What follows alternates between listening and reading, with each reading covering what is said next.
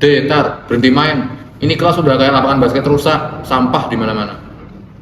Tenang Dev, kan kita punya hak untuk menikmati waktu istirahat. Gak usah taruh kaku deh. Betul itu kata Ade. Lagian kelas ini kan fasilitas sekolah. Berarti kita punya hak dong buat main-main. Memakai fasilitas itu emang jadi hak kita, tapi kita juga punya kewajiban dong buat jaga kebersihan kelas. Kalau kelasnya kotor begini, sekolahnya jadi terganggu kan?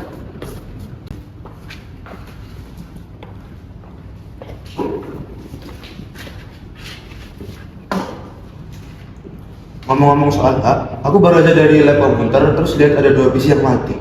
Nah, kalau kita kan udah bayar SPP, kalau kayak gitu aku merasa hak kita dikurangin dong.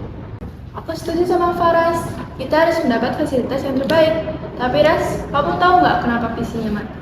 Kata petugas, kemarin ada siswa yang sengaja mencabut kabelnya atau mengunduh aplikasi yang aneh-aneh. Nah itu tuh masalahnya, kita udah menuntut hak mati-matian, tapi kita juga lupa buat menjaga fasilitas sebagai kewajiban kita.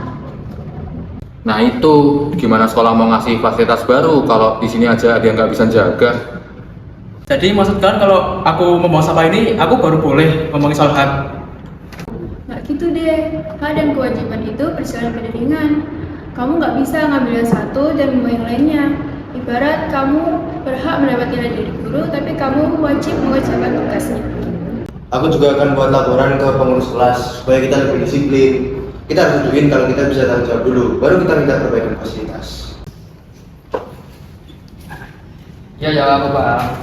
Jadi aku selalu fokus sama aku buat bebas sampai lupa tentang hak kalian untuk punya kelas yang bersih. Menuntut hak adalah kewajaran bagi setiap siswa. Namun, menjalankan kewajiban adalah tanda kedewasaan seorang pelajar. Hak kita untuk dihargai juga harus dibarengi dari kewajiban menghormati orang lain. Hak kita untuk belajar harus dibarengi dengan menaati tata tertib sekolah.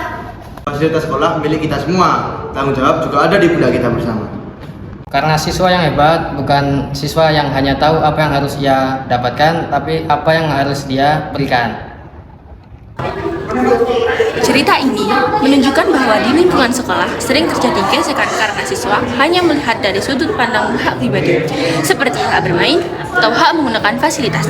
Namun, melalui dialog antar karakter, disimpulkan bahwa setiap hak selalu disertai dengan tanggung jawab atau kewajiban.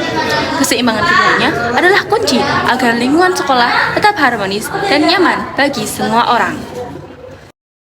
Seimbang dalam hak, disiplin dalam kewajiban. Udah.